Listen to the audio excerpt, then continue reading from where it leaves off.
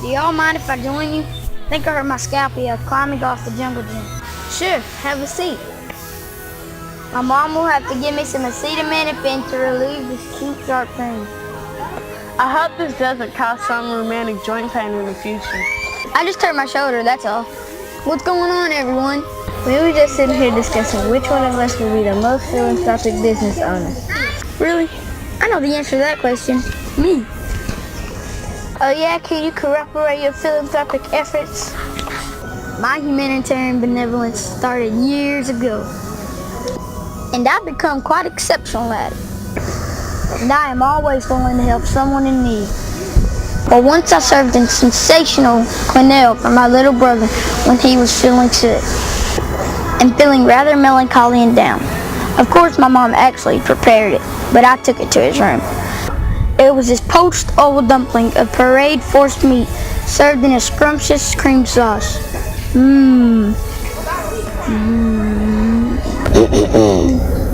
That's absurd. Something like that is not acceptable. We're referring to maybe relinquishing your meal to someone like an underprivileged person or something like that. Or accommodating your friend with money to start a summer lemonade stand, not some retrospective memory of your little brother. I concur with you. Yes, likewise, I do as well. Well, I have a more overt example of philanthropy. Once, I had a classmate who never had enough money to purchase lunch at school. So I will have my mom prepare an extra lunch to take with me. Needless to say, she was very appreciative. Well, I have a more covert example of philanthropy. Well, you know, anyone who goes to the water park has a tremendous and invigorating amount of fun. Yeah. Well, my mom and I thought it would be a phenomenal idea to send an all-expense-paid vacation package to some less fortunate family. So what we did is send a correspondence to our school and had the principal award an extraordinary opportunity to the kid with the highest GPA. Of course, they had to be a family in need. The family would be completely oblivious to where the gift came from. These pesky plankton and flying insects are spoiling our fun here at the park. Eric, that's a rude interruption. Pardon me, I didn't mean to be uncouth. It's just bothersome to me when I imagine the day at the park will be mellifluous with pleasant and soothing sounds, and perhaps views of acacia flowers with cumulocyrus fluffy clouds. Cumulocyrus, fluffy clouds. Fluffy clouds. Dude, that was tripped out how y'all said all that.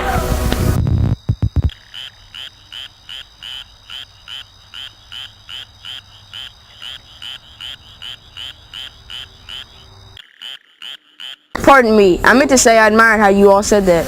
Back to the subject at hand. Does anyone else have any narratives? Yes, I do. As everyone else was verbalizing their philanthropic accounts, I was reenacting in my mind the many altruistic events I took part in. At the risk of sounding redundant, I'll refrain from telling of my giving to the poor and needy, but rather how I use my philosophical skills to teach someone how to read. By the way, that someone was an adult and I'm an adolescent, as you can see. Now, I'll relinquish the floor for someone else to speak. Well, really, I repudiate the very thought of philanthropy. Simply because people today are very unappreciative and unthankful. When you do something nice for somebody, you expect a little gratitude. I concur, but the best reward I feel is giving from the heart, expecting nothing in return and realizing the principles of Agapism, that all things tend toward the ultimate good. If you work as you work unto the Lord, then you look for your reward from heaven and not from people. I couldn't agree with you more. If you give as unto the Lord, your bequest can never become as ritualistic as an excessive devotion. For it is more blessed to give than it is to receive.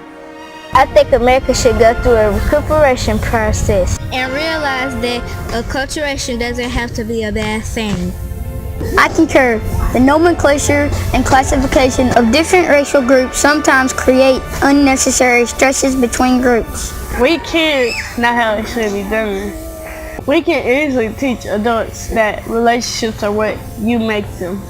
Hey, everyone, let's form a group called the Mark Squad. Yes, I think we should establish cryptonyms or secret names for our group. I'll raise you on to swings.